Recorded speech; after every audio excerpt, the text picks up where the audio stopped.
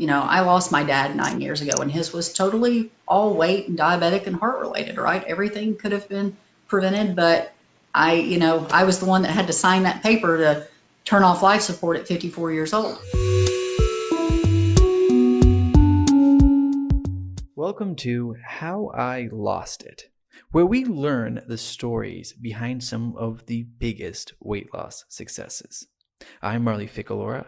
Now let's begin our interview. So this is How I Lost It, and we're joined by Brandi, and I'm so excited to hear your story. You had an amazing journey, and you're really successful, and you look great. And so can you tell us a little bit about you and I guess just who you are and growing up and how you got to the place you are? And we'll go through like all the steps, what you ate and what you did in order to gain the weight and what you did to lose the weight. But first, let's just learn a little bit about you.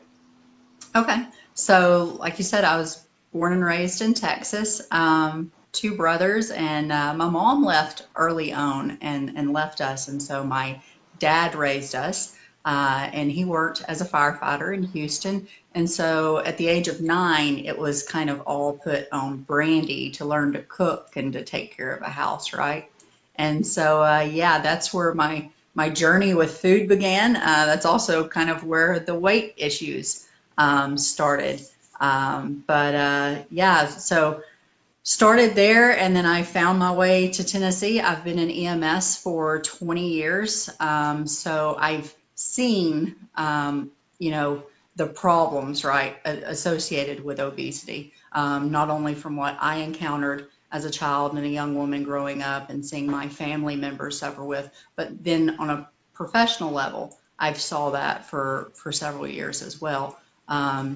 Recently adopted a baby. So we have a 15-year-old, and then we had an unexpected adoption. She's 18 months now, but we got her at birth. And so when that happened, I left work, and I've been a mom at home ever since, and really diving into, everybody's told me over the last few years, your story is so inspiring, you're motivated, you're funny sometimes, and you really should tell this to people. And so now I find myself in an opportunity where I can tell it to people, right? But it's a learning curve. It's new to me. I'm not necessarily the most apt at public speaking or anything like that. So this is new.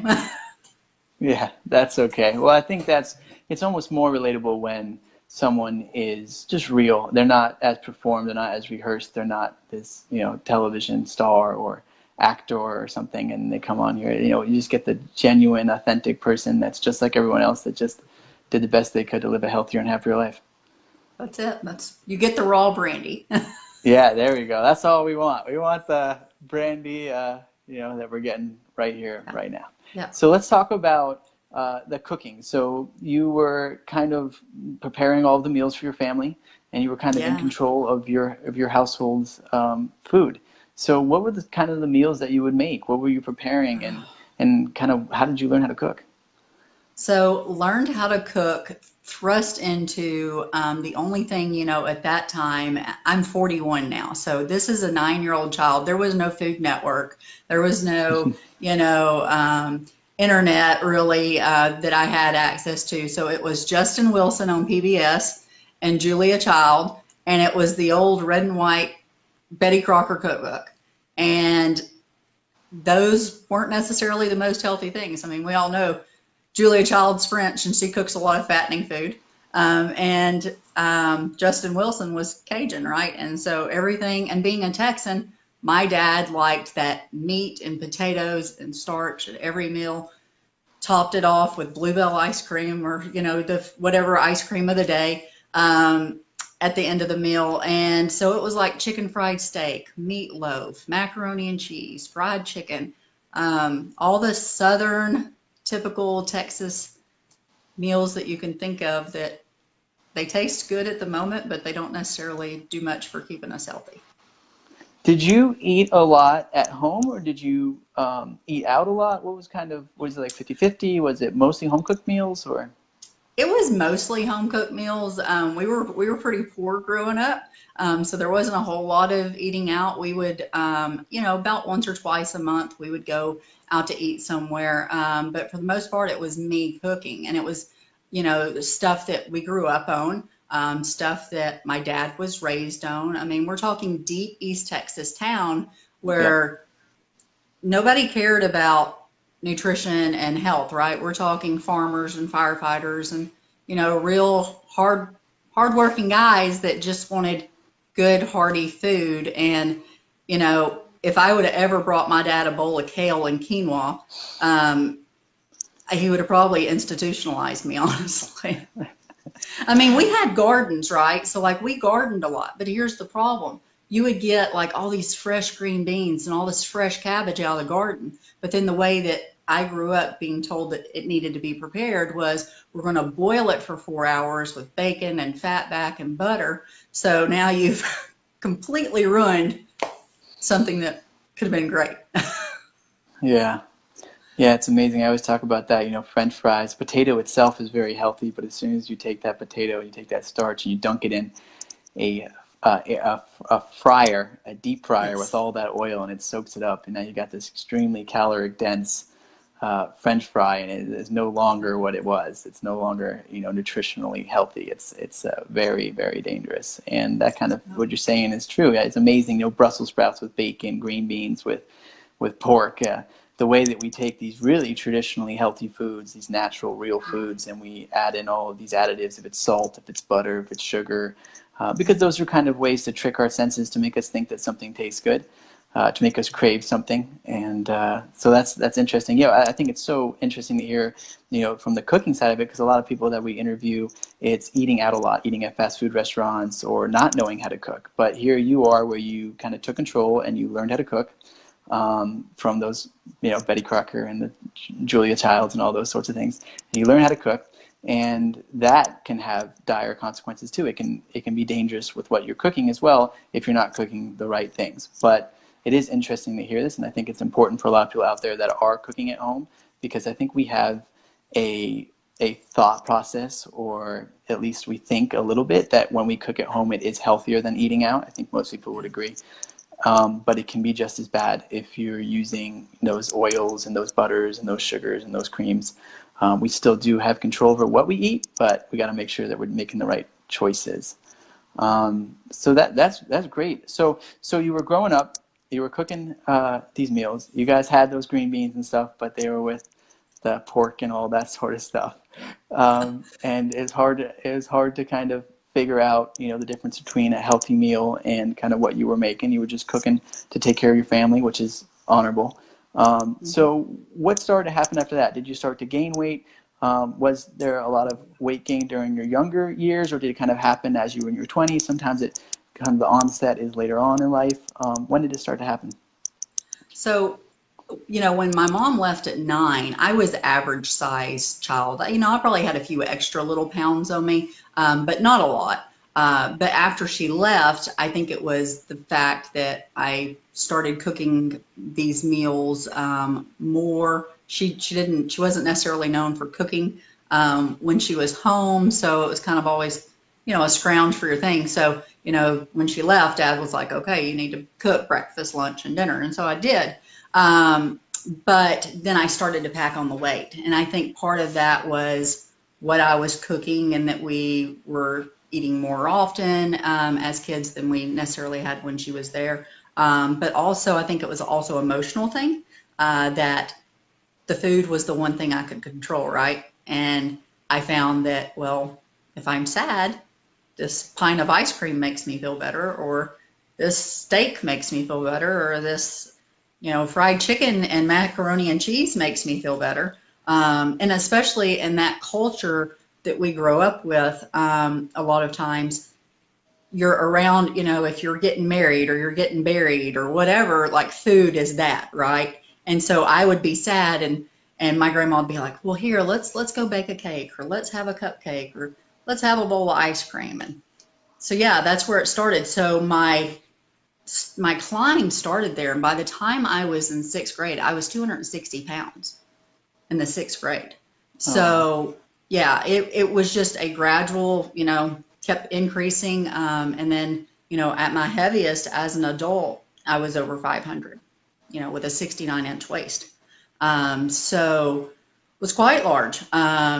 But it was just because of, I think, those habits that I formed early on, not only with food, but also now how I connected to food emotionally. And so that triggered emotional eating. And then, of course, as an adult and in EMS, right, as first responders, we don't necessarily get to sit and eat a healthy meal every Yeah. 4 hours or, things like that. You kind of eat as you go. And so at that point in my life, there was a lot of fast food, right? Because you're just Mhm. quick, grab something from, I won't name, restaurants, but, grab something from whatever little quick drive through, right? And go. And so, yeah, I mean, it was just a lot of bad choices for necessity, I guess, for lack of a better word. And I didn't know at that time. I knew I was getting fat, but it was like, well, I'll try this diet today and that diet next week and the next diet the next week. But the diets never addressed the real problem, right? They just kind of Yeah. was this fly by night thing. So, So when you were younger, since you had that weight gain, in sixth grade, were you eating school lunches, or were you eating at school as well as cooking at home, or kind of how'd that go? it was kind of it was pretty 50-50. We had a lot of times that we would eat the school lunches weren't, which of course, back in that day, and in Texas, I don't know what other kids' school lunches look like, but ours was very heavy carb, right? So I remember my favorite day was pizza day with the square pizzas, and Mhm. corn and chocolate milk and usually a little pint a thing of ice cream or pudding. So not necessarily the most nutritious things that we were putting in kids and teaching them, right? So even in school, I didn't have somebody telling me, I had people telling me, Brandi, you're fat. But I didn't have anybody telling me, Brandi, here's what we need to do to fix it. Yeah, yeah, yeah. It's so interesting. I always talk about my first day in school was actually in the fifth grade because I wanted to go to middle school to play sports. So Uh, my first day in public school was in fifth grade. My mom was homeschooling me prior to that, and the first day I actually went to detention. My first day it was the only day I ever got in trouble really in my life, and I went to detention. It was because I skipped the line on Domino's Pizza Day. It was Domino's Pizza Day on my first day in organized public school, and I went and got because I had a bunch of friends in the school already from playing sports, little league and T League, all those baseball and soccer and all those sports I'd played with these kids prior. So I knew a lot of them before I went to school. And so they're all like, come to the front, come to the front. So I cut the line and I go and I get these two slices of Domino's pizza, this big thing of French fries, and a chocolate milk, kind of similar to what you're saying. That pizza day was the yeah, day, right? it was. And so I got all that stuff, and then I go sit down and I take one bite of the pizza, and the principal comes over and says, "You're going to detention. You just cut the whole line." And I was laughing, so I went to detention. They're like, "You're too nice. What are you doing in detention?" But it's just so interesting that that was my first experience with food being given to me from public education from the government, and it's Yes. interesting that I didn't used to eat that way. I didn't used to eat pizza when I was a little kid, and all of a Yeah. sudden it was like I was introduced to Domino's, and Right. it was an interesting experience. So you had that experience of school lunches, in Texas. Definitely not the healthiest really anywhere. I don't think it makes a difference if you're in I Texas or don't New think York so. City, or I think it's pretty similar. And then you were going home and you're eating and you're starting to find comfort in this food, and you didn't really have a lot of education about what to eat. It was just people really looking at the problem rather than addressing how you can solve the solution. So that's an interesting childhood. And I think it's one we should look at the positives is that you really took care of your family, which is really tremendous. So I think people should applaud you for doing that. But it is interesting to address this because I think this is a situation that a lot of people are in, is that we go to school, we get the school lunches, and we eat the food that we think we're supposed to be eating. We read the cookbooks, we learn to cook, and we do everything that we suppose is right, but somehow it leads to all these problems. But it's not really our fault because we're just not given the information. We're not told what to eat or what not to eat. And then it's very addicting to eat that food, that pint Absolutely. of ice cream. When you had a bad day, someone says something not nice to you, you get a bad letter grade in school, and that ice cream comes out or that pizza is given to you. It's the only thing that makes you feel good on a day that's not so good. So Hmm. yeah. So then Absolutely. you get So you get out of school, and you said you had reached all the way up to 500 pounds at a point. Yeah, at my heaviest, I was just over 500. Yeah. And were you working as a EMS? Is that what? Were you working as EMT, EMS at yeah. that EMT? Oh yeah, EMT. Yeah, Yeah, so an emergency yeah. responder, right? Yeah. Uh-huh. Were you working as an EMT at that point? Yeah, yeah. Oh, And the funny thing is that a lot of us, a lot of first responders, if you look now, even more so than years gone by. Now, my dad was a firefighter in Houston, and he was very large. I mean, he was 450 probably, very large. But a lot of us, I think when you start off young, you learn to, when you're young and you start gaining the weight, and you don't just gain it all in like 5 or 10 pounds. I think you learn how to live and adapt with it, right? So I was still mobile. I was still moving. I was still able to do my job. And when you look at first responders now, a lot of times we see, right, that this is a huge problem that is getting out of control with them now as well. Like you see more that are obese than you did 20 years ago. And they're still able to do their jobs. They're just, obviously they're sick. They have a lot of medical issues. I mean, you have firefighters every day falling out on the front line with heart attacks and things like that from health related stuff with what they're dealing with. So yeah, I was able to do my job, but wasn't easy. yeah, yeah, definitely. So when you were an EMT, you had reached this weight. What was kind of the aha moment? What was the epiphany? What kind of flicked the light bulb switch and made you say, okay, I need to make a change? Having my son. Having your son. Yeah, yeah. When I had my son, it was kind of a wake up because I had remembered being that kid where I loved my dad very much and I was very proud of him. But I remember being in 5th grade and career day coming and him coming to school and in his uniform. And I was so proud, but he was very large, right? And kids are kids.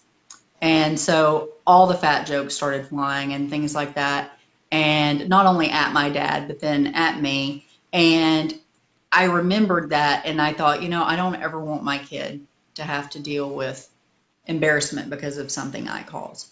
And that really hit me when I had my son Connor. It was, I don't want to be that mom in school that his friends make fun of, right? And I also don't want to be the parent that couldn't do the extracurricular activities and couldn't go on the field trips and walk all day at Six Flags or things like that because they were so heavy. I wanted to be an involved parent, and I knew that wasn't going to happen at that weight. It just wasn't. Yeah. Wow. Well, that's amazing. We've heard so many different reasons on this podcast, but I love it. You did it for your family. You did it for your child. That's really, really nice. So when you had that moment, so you have your child and you're saying, okay, this is the time to change. I'm not gonna live I'm not gonna have my child live the way that I lived. What did you start to do? How did you start to learn to eat healthy? What did you start to eat? And what were kind of the steps that you took after that? So for a while, I did all the things that I now tell everybody not to do. Your typical, I don't know, since you're a podcast, you probably don't want certain diet things That's thrown out okay. there. No, you can say what Okay. I want. Everything. Say it Okay. all. We want the truth. So like the one I remember starting with was the whole Richard Simmons sweating to the oldies, right? I thought, okay, I like to dance. I like oldies music. Let's do it. Well, that's great, but you kind of get tired after a while, and it wasn't really changing the process, right? And then you had the whole deal a meal, which I guess is the equivalent of these little 21-day fix things, right? Where you do the small meal stuff. And it just still, it's like it's Band-Aids, Weight Watchers, Atkins. I mean, I've done probably almost everything out there. But they address kind of the food and they'll tell you that, but they don't address why you're eating things. And they don't really nothing clicks. I think that, certain tools are great for maybe motivating people at times or things like that, but I truly find it to be a waste of money. Until you change it up here, there's not a single product on the face of this earth that's going to do it for you. Like, it's already here. It's the fruit and vegetable section, at your grocery store. It's doing what I did and giving up your Cokes. I was drinking like a 12 pack, a can of Cokes a day. That was my thing. Once you just give up the soda, the weight started coming off. Then you say, okay, you know what? I'm not buying fast food. I can take bananas. I can take whatever. At that time I was still eating meat and dairy and things like that. So pack my lunch and just pack a little less and a little healthier. So it was small changes, I remember eating like 6 and 8 hard-boiled eggs at once because I wanted to be full. I was scared that I was going to starve. Well, you know what? That's still better than 2 cheeseburgers. Eat a dozen eggs if you need to. I don't. If that's better than going through the McDonald's drive-through. And so it just starts the small changes that way. But literally for me, it was getting rid of the fast food and getting rid of the sodas. And once that was done, and it's a process. I mean, I've never smoked or anything like that, but I equivalent it to somebody trying to quit smoking or quit drinking. It is an addiction. And I think that's the first problem is a lot of people don't admit that it is an addiction, but you can't keep using that as an excuse. We all have the power to change it. You got to quit playing the victim. Yeah. Yeah, so you made gradual changes and you tried a lot of different things, but it seems like the thing that you had mentioned that is really, I think, essential for people that are going to listen to this on iTunes, that people are going to watch this after this and replay this, is that it has to be a mental change.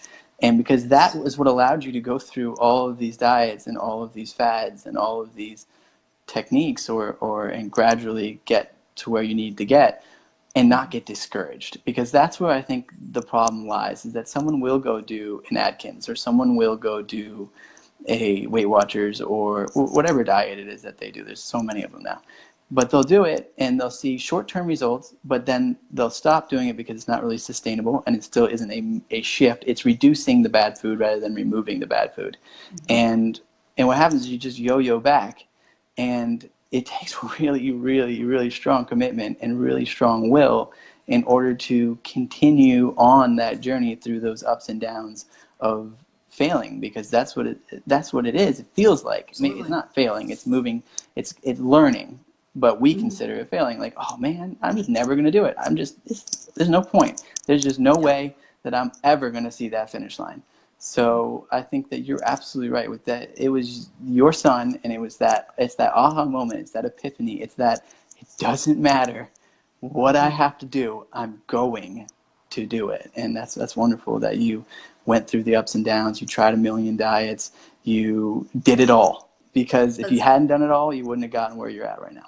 No, not at all. And you're still going to have, I have people every day say, oh, I wish I had your discipline. And I don't feel like I have a lot of discipline or a lot of willpower. I just know the other side, and I refuse to ever go back there. Does that mean that I'm going to eat perfectly every single day? Absolutely not. The other day I was able to see my collarbones and I was so excited. I was like, oh, I can see my collarbones, and I was so shocked by it. I even went and I took 2 hard-boiled eggs and stuck them in. I was like, look, and my husband thought I'd lost my mind, right? But I had made these black bean brownies because my husband and my child, they still eat, they eat meat. They eat like chicken and veggies and stuff, but we don't do, of course, fast food and stuff like that. But they still like the meat. And so they do that. And I thought, well, I'm going to make these black bean brownies. And so I made them. So I was so proud of the collarbones that I celebrated literally in the bathtub with, because it's the one place you can escape your toddler, with this black bean brownie. And I posted it to Facebook. I was like, this is me being real. Should I have this? Probably not. I'll work a little harder tomorrow in the gym for it.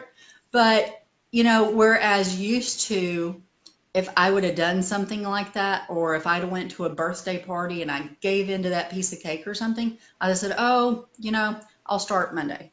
Well, Monday this could have been on Tuesday, and I'm saying I'll start on Monday, right? So then you give yourself all week to make crap food choices and put on more weight and get more depressed. Instead of, I ate it now, the next minute's the next moment. so I can start over the next minute. I don't have to start over the next day or the next week. You don't need an invitation to start over. And so that's what I just try to stress to everybody is I am far from perfect. I still want certain things. And occasionally, I'll still have the brownie or the tiramisu if I'm out on a business meeting and everybody around me's got tiramisu and I'm just, you know what, I'm going to do it. But I learn how to do things to kind of sabotage myself because now if I don't have my husband to split the tiramisu with, I'll sprinkle salt over half of it. Oh, wow. Automatically turns it inedible, right? So I'll pull half away and I'll immediately pour salt all over the other part. And it's just my way of ensuring I'm not going to make it an excuse of why I need to finish that. So. Yeah. Yeah, well, you're sabotaging yourself and you're also saving yourself at the same time. It's doing whatever you need to do, Yeah, making sure you stay on track. I love it. Yeah. And so I think one thing that'll be helpful for everyone that listens to this is the timeline. When you first made that shift, when you had your child and you were around that 500 pounds, what was kind of the timeline like? Did the weight come off over the course of 5 years, 10 years? How quickly did it come off? And what was was it coming off from which diet, Yeah, it's taken, I have been on this journey for about 13 years now. This is not a 2-year thing. When I first started, I lost 40 pounds immediately from giving up the Cokes and the different things like that. I also have several health issues, right? So at that time, and up until these last 3 years, okay, I haven't been able to be in the gym. Okay, so everything I had done was strictly learning, slow process, one moment I'm getting rid of the sugar, the next minute the fast food. Now, a few years later, it was like, I don't think red meat's doing me very good, so I'm going to take the red meat away. And then I'm going to take the dairy away because I find that that's putting weight on and things like that. So it has been a very slow journey to get to where I am, but I had been very sick with, I have insulin resistance. I have, MS. I have a lot of orthopedic issues, and those issues have prevented me really from being in the gym doing what I would consider a truthful workout, right? I could sit there and maybe pedal for a few minutes, but it's not anything that's going to burn fat or get me moving. The last 3 years, I've been able to get my health really in check, put my MS into remission, and I'm feeling great. But now I'm able to be in the gym. And so that's where I've seen a lot of the weight really start to come off even more, is just once I was actually able to get into the gym and start moving and incorporate it with, now I eat a vegan lifestyle. So I get really good results with the two. Yeah, definitely. So what's like a daily meal like for you? Let's talk about a daily meal. We know that removing the sugary drinks and the fast food was very key, and that's amazing. I think that's true for a lot of people in terms of those excess pounds. They'll start to come off pretty quickly once you remove those, just because they're so dense in calories and they're empty calories. They're really not any sort of nutritional benefit. So you remove those, some of the weight comes off. And then what were you kind of eating? What was your breakfast, lunch, and dinner? What was your daily routine like? I know you're EMT, so you're extremely busy, but what was kind of your breakfast, lunch, and dinner while you were losing weight? While I was starting to lose weight, at that time when I was still on the ambulance and I was just starting to lose weight, I would do I would make my breakfast wraps at home versus going through the McDonald's drive-through and getting Egg McMuffins. I thought, okay, well, I'll make this at home and I'll use the low-fat sausage or the turkey bacon or the low-fat cheese and things like that. And that's what I started doing because at that time, I still thought that was a good option. Now I'm not necessarily, to each their own, but I'm not a firm believer in reduced fat anything. I think it's usually a chemical shitstorm for other things, so I stay away from that kind of stuff. But yeah, that's typically what I would kind of do. And I would take in usually like a baked potato and, either steak or grilled chicken. I would take in usually cheese and crackers, thinking, okay, that's a better than going and getting a Frosty and fries that we would normally snack on or something. So I was eating better as far as not fast food, and I was eating less fattening things, but it still wasn't where I needed to be, right? It's definitely not what I eat now since I've learned how to make that transition. So let's go over what you eat now. So What's what your I eat daily now, routine? yeah, I tell you, I am one of those people. I'm not your typical breakfast person, right? Like I eat breakfast, but I'm not your bacon and eggs kind of person. So a lot of times I'll have an avocado and I'll have black beans mixed with either some brown rice and some salsa verde or some leftover quinoa and some salsa verde. Like that is my favorite breakfast thing that I'll typically have. Sometimes if it's a quicker morning or I'm not really hungry and I'm trying to get out the door, sometimes it's just like a banana or a handful of grapes, maybe a soy yogurt, things like that is kind of what I'll grab for breakfast. Wow. I mean, just the transformation alone in this short podcast from what you were eating to what you're eating now, it's I tremendous. could write a book. Yeah, I think you could. I think it would help a lot of people. And, you know, one of the things that I think is interesting about your story that I think is going to be so amazing is that you are out there on the ground helping people every single day. And you're dealing with these diseases that are oftentimes caused by diet. So when you're out there, how much of an impact has that had on you during this journey, seeing people suffering from heart disease or diabetes or strokes? Has that ever been like, okay, this is really serious? Yeah. So, you know, I have, when we had, I haven't been in it. I still have my license, but, you know, I haven't been in it for a couple of years now because now I'm a stay-at-home mom with my daughter. But yeah, being out there definitely had the moments that woke me, that shook me, right? So it was kind of the moments that I'm eating the breakfast burrito I make at home because it's better than McDonald's. And then I would see something and it would be like, Brandi, you need to do better. Like maybe you need to. So I would see somebody that 40-year-old dad, you know, dies in front of his wife and kids from a massive heart attack. And obviously a lot of belly fat and things like that. And, you know, you don't have to be a genius to know where this is going. And you say, well, are they on any meds? And they bring you out a basket full of, you know, statins and all kinds of things that they've been treating. And you can see things in the kitchen and in the pantry. And you know that you're taking all these meds. You've got all this issue, but you're not addressing anything here. Like part of being a first responder, whether you're a paramedic or you're a firefighter or you're a police officer, is, you know, we're focused on one, but we're still looking at everything else. And so just in a short period of time, you can kind of come to your conclusions. And that I seen that so much, you know, dads or moms, you know, 39-year-old mom on the ball field watching her kid play and falls out and dies. It takes a toll on you. And it does, I think a lot of those kind of in their own ways would be the little rattle that said, okay, you need to step it up a little bit. You know, you've lost 10 pounds, but you need to lose a little bit more and you need to do a little bit different. And it did, it woke me up.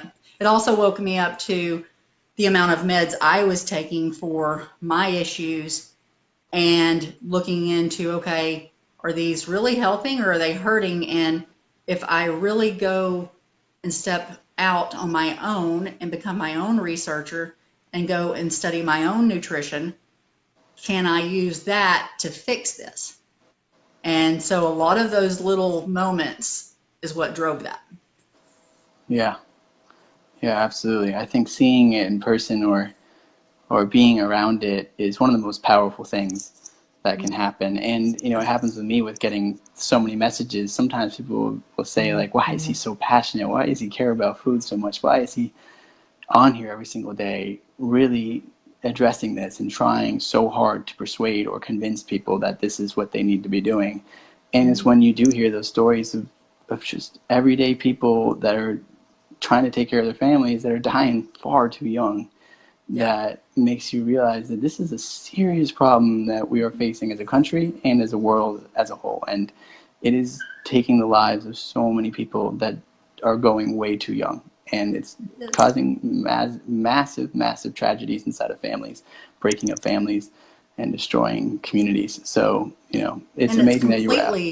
It's completely preventable. I mean, obesity is the one thing that nobody catches this, and people can say, well, it runs in the family and things like, you know what? Yeah, it does. And that's, but you can also say domestic violence runs in my family and alcoholism runs in my family. Like at some point you have to take control and fix it. Obesity doesn't just jump on to somebody. I have two brothers. They're not obese, This was a Brandi thing. This was how I reacted and how I did. And I'm not saying that sometimes we don't have medical issues and things like that make it harder, but that just means we have to work harder than somebody else. My child has some special learning difficulties. Doesn't mean I just say, well, we're never going to go to school. No, I homeschool now, because, okay, if A can't teach you the way that you need to learn, I'm going to teach you, because when you turn 18, the world doesn't care about your disability or your obesity or your victim status. They just want to know, can you do what you need to do? And obesity is one thing that people can control, and they just don't. They find excuses to let it run rampant. Yeah, definitely.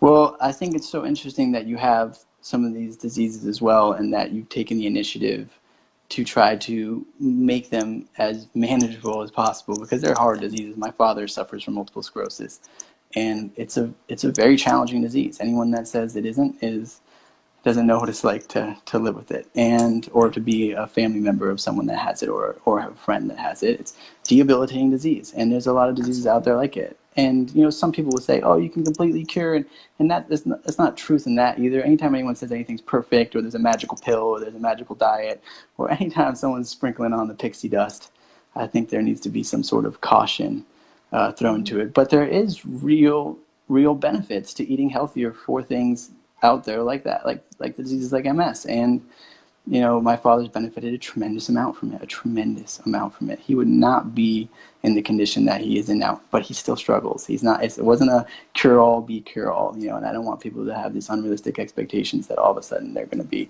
running a marathon again with multiple sclerosis. It's still going to be very challenging. But like you said, with your child with a learning disability, it's going to be very challenging. But that means that you just have to kick it into the next gear even that much more. Yeah. You have to keep advocating for yourself, right? You can't just constantly trust your doctors or whoever, because, I've spent 20 years in medicine. There's a time and place absolutely for medicine. 100% not going to debate it. But we hand out a prescription like candy at a parade, and it doesn't do anything. And people need to realize that, if you go vegan or you go vegetarian, is your life going to completely change and you're going to go from MS to running, you're going to be doing, triathlons and things? Probably not. But are you going to alleviate some of these symptoms? You're going to give yourself maybe another 5, 10, 20 years of life? Probably a pretty good chance, especially if you keep advocating, you keep learning. This is not something that I've ever stopped learning. I went and got did nutrition through the Institute of Integrative Nutrition. I studied nutrition through that. That's how I kind of started learning, okay, everything we've been told about food, that lovely little food pyramid, really in the way it should go.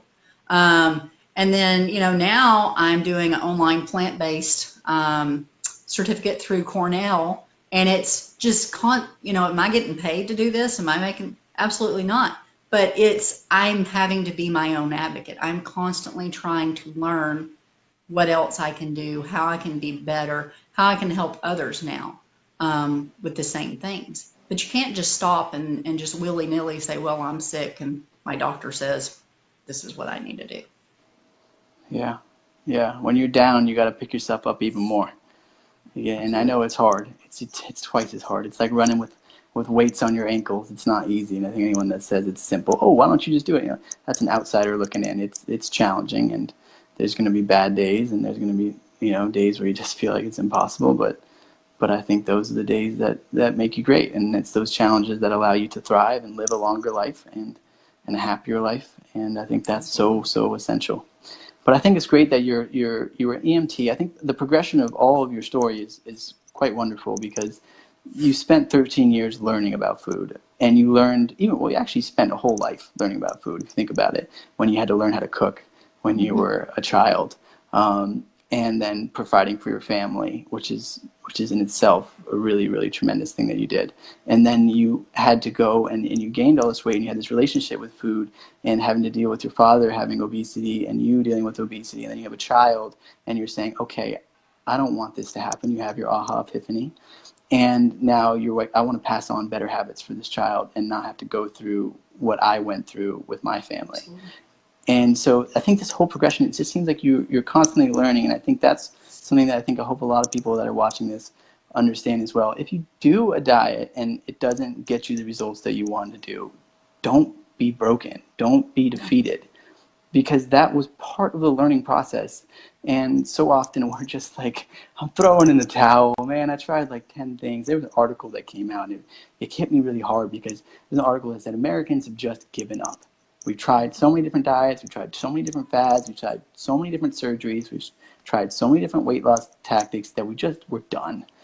We just admitted defeat, and we're not even trying anymore. And that makes me really sad, because the people that try and keep trying and keep trying, no matter how long it takes, are the ones that eventually succeed. They're the ones that come on this podcast like you are today, and they get to talk about their success. And it wasn't an overnight thing. I've never had anyone that was just like, all of a sudden tomorrow. You may wake up tomorrow and have that like, I'm doing this right now moment. That happens. People have that light bulb switch. Absolutely. Or that moment, right? Like you had with your son, or Richard had, and Jeff had, and all these people that have come on here before. If it's your dad was taking prescription pills, and now you're being told you're gonna have to take prescription pills, and you're like, I don't want to take those pills. I don't want to have to take those every single day. I don't want to have to go through what my parents went through. So everyone has that light bulb switch. But then it's, what do you do after that? Is it just a one day, like all of a sudden I'm sprinting and then all of a sudden I'm crashing? Or is it like a real genuine effort that you're going to spend the rest of your life going for this, no matter how hard and no matter how difficult it is? And that's the people who succeed. That's the common thread in this. It's the people who make a massive mental change for the better of themselves. And they don't care if it's going to take 100 years or if it's going to take 10 days. They're in this to win it, and that's it. Yeah, that's it. I mean, people look at it as, a lot of people, we have this, well, we want to lose 10 pounds or we want to lose 30 pounds so quick. Well, most people, I mean, I'll use me as an example. I didn't gain 100 pounds in 6 months. I'm not going to lose 100 pounds in 6 months. Now, can that happen? Depends on what you do. It could. Is it going to be sustainable later on? That's another question, right?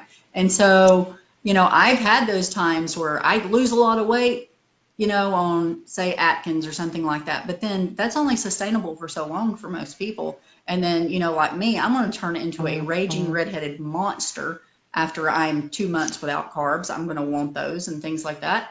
And you're just not going to want to be around me. So then when I start to introduce those, even if you do it slowly, we tend to put that weight on quicker again, and sometimes even more. And so people need to look at this. It is absolutely a marathon. It isn't a sprint, and it is a lifestyle. It's not a diet. When I use the word diet now, I talk about what I eat.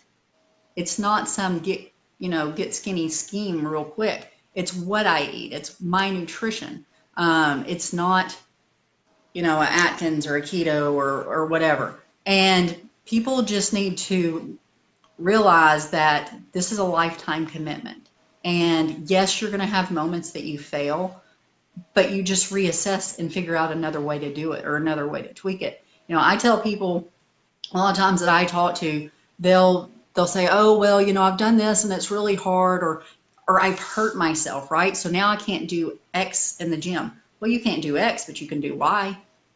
That's just because you can't, your foot's in a boot. Well, you can still walk in the door of the gym. There's still lots you can do. Don't use it as an excuse to suddenly stop what you're doing. You know, if your child is in a house and that house is on fire, if you can't access them through the front door, how many of us are just going to back off and go, well, front door is locked, can't get in there, right? You're going to try every window, every door, through a roof. I mean, you're going to be tunneling under a house if you've got to get to your child. So, and that's to save your child's life. This is you trying to save your life. Are we really going to give up when diet A or whatever that you decide to do doesn't work? Are we going to find another way that we can make it something that we can live with? And it doesn't mean that you have to be perfect right out the gate. None of us are. I wasn't, and I don't know a lot of people that are. A lot of this is progression and tweaking things. And when I talk to people, I say, okay, tell me your top 3 worst things that you know are screwing you over nutritionally. And they'll tell me. I'm like, all right, for the next 2 weeks, we're getting rid of one of those automatically. And then the next week, you know, when we come back, we're getting rid of the next one automatically. Like, I'm not telling you cut all 3 out today. Let's move it a little bit out. Would it work if you did? If you took everything out? Probably so. But most people, it's an up here game more. And it's easier to remove one part of the equation than all 3. So it's slow and steady wins the race. Yeah, yeah. Everyone's got a different process. But everyone's got as long as you have the same goal, then you'll get there. There's millions of different ways to get to that point. It's just a matter of getting there. And it's kind of like what you said, that door being blocked and there's a fire going on, how you getting inside. Well, that's kind of the same truth with this. Like, is it cutting it all out immediately? Maybe that works for some people. Maybe it doesn't. Maybe it's going slowly, but then maybe slowly doesn't work for some people because now you're enabling yourself still to eat this other food and you never get rid of it.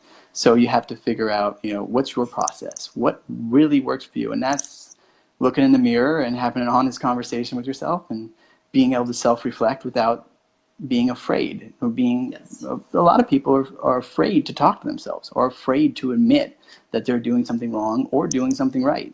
And until you can really see what's going on with yourself and just step back for a second, let the ego go and just say, okay, you know what? I'm not doing this right.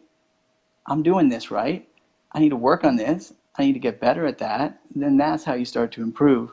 And it's unfortunate that some people have to have this big aha epiphany moment in order for that to happen, if it's having a child or if it's having a heart attack or if it's having a stroke.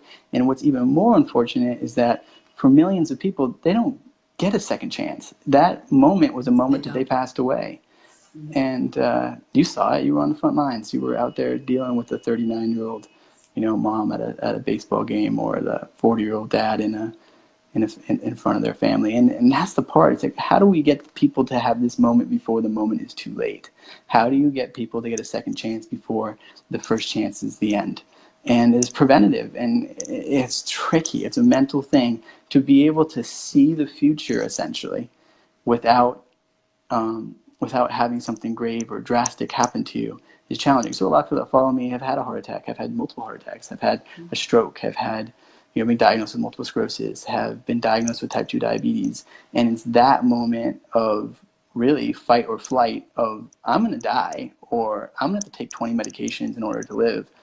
And I don't want to do this anymore. I enjoy life. I enjoy my family. I enjoy my kids. And I'm going to do whatever I possibly can to make sure that this doesn't end tomorrow or the next day. And it ends 100 years from now, however long you live. But that's, you know, sometimes that's what it takes. And we got to figure out, how do we raise awareness? How do we provide education? How do we provide better options and allow people to be in a better position so they don't have to go through that same fate that so many people are going through? I think a lot of it is just getting out there and being real and being honest with people and talking. And, you know, like I told you in the beginning of this, you know, I'm not a polished public speaker. I'm actually kind of new, very new to really sharing my story publicly with people, right? But I feel like when people have been coming to me before, I'd say, oh, well, you know, you kind of do this, or I kind of did that. But I didn't really dive into it, right? But now the more I see and the more, I lost my dad 9 years ago, and his was totally all weight and diabetic and heart related, right? Everything could have been prevented, but I was the one that had to sign that paper to turn off life support at 54 years old. Who wants to do that? So, to me, it's a matter of also being selfish. When you're overweight, when you're a mom or you're a dad, our lives are hard. I get it. We all have busy lives, hectic lives. Some people are working 3, 4 jobs. I get it. But you know what? If you're not there to provide for your family, it doesn't matter how many jobs you have or what you're doing. Like, you're gone. Your kids are without a mom or a dad and things like that. So if you can't do it for yourself, you need to look around at what you're going to leave behind, because it happens every day. And that was a big thing for me when people started really trying to ask me, well, can you help me with my meal plan? Can you help me with this? And I would look at them, and they were friends and they were family. And it was like, if I don't take the time to do it for this person, I don't know that they'll be able to do it, and then I've got to look at their kid standing at a casket or, and so I think it's conversations like this. It's what you do every day, just getting that word out there to people, letting them see a variety of people, that this isn't just because you can't lose 10 pounds or 50 pounds in a week or a month or whatever, it doesn't make you a failure. You're moving forward. And, real people do the same thing, and we have those results. We get those results. But it does take time, and you can't give up. But until we're honest with ourselves and we look in that mirror and we say, Brandi, this is your problem, and I'm not blaming it on schedule, and I'm not blaming it on kids, and I'm not blaming it on grocery budgets or anything else, which, I mean, come on. It's extremely cheap to eat well. It really is.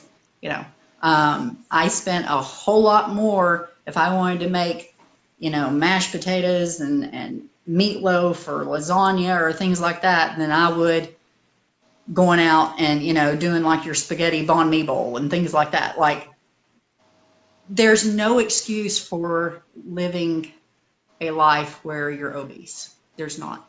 It's going to take some time, most likely, but you'll get there. But it's not going to happen until you're honest with yourself. Yeah, absolutely. Well, I have to go, but I just want to say thank you, because for a few I'll reasons. sit here and do this all night. No, I love it. Are you kidding me? I do it all the time too. Trust me, everyone's used to it. But I gotta say, and this is just honest truth, I'm very thankful for you for doing EMT work. And I have a lot of people that are friends. People actually came to the restaurant that I opened that were EMTs and had conversations with me about one, the amount of time you're always on call. It's very stressful and it's very hard work, and a lot of people don't realize that, and you're sacrificing a lot of time and you're really not making that much money. So for all the EMTs, including you, thank you. Seriously, thank you for saving a dad, saving a mom, saving a child, and the people that you saved lives that you've saved, I'm sure, are more than thankful for what you've done for them. And the other thing I want to say is thank you for sharing your story. Because this is your first podcast and this is your first time openly speaking about it, because it's hard. It's hard to just open yourself up and say, here I am, here's what I do, here's what I did, here's what I went through. I wasn't perfect. And to look at your past, no matter how good or how bad it is challenging. And so I appreciate you, after you've gotten your results, to go forward and seek to help other people, because that's really what this is all about. Once you put your mask on and you've got your oxygen flowing, I always use that, but then you're helping your children. Now you're helping your husband. Now you're helping your close friends. Now you're helping thousands of people that will watch this and listen to this. So I appreciate that. I appreciate what you did for the community and for the people as an EMT, and now I even appreciate what you're doing now to prevent them from ever needing an EMT in the first place. So really, if this is just truthful, thank you for your time and your sacrifice to help people. And I know you've got a long future ahead of you, and you're going to help a lot of people, and you're going to be talking a lot, and I hope that that you can continue to change people's lives, and people can see themselves in you or relate to you, and and say, you know what, if Brandi can do it, I can do it. Or, you know what, I know what Brandi's talking about. I was there. I was in that position, or I am in that position. Maybe they are in that position right now. Yeah. And they just needed to hear someone else that was like them, that looked like them, that sounded like them, that, you know, it's those similarities. Because the thing that people don't realize is this is a problem affecting everyone. Everyone. Absolutely. It doesn't matter what color of your skin. It doesn't matter what age you are. It doesn't matter, you know, what country you live in. It's affecting everyone. Food is a blanket problem, a blanket disease that is causing the greatest cause of death in our country and our world. So I really appreciate it. I really appreciate your time, and I hope to talk to you again in the future. And I hope we stay in Absolutely. touch. And thank you. Thank you. I appreciate the time, and it was a pleasure talking to you. So yeah, it's been great, and I really appreciate you having me on. Absolutely. Is there anything else you want to say really quickly to everyone? Oh wow. Oh, I know, it's on the spot. just don't give up. Seriously, do not give up. Find your why. It's out there, but just don't give up. You can do it. Absolutely. Oh, that's amazing. Great words. Okay, thank you so much. Have a wonderful day, okay? Thanks. Have a wonderful night. Bye.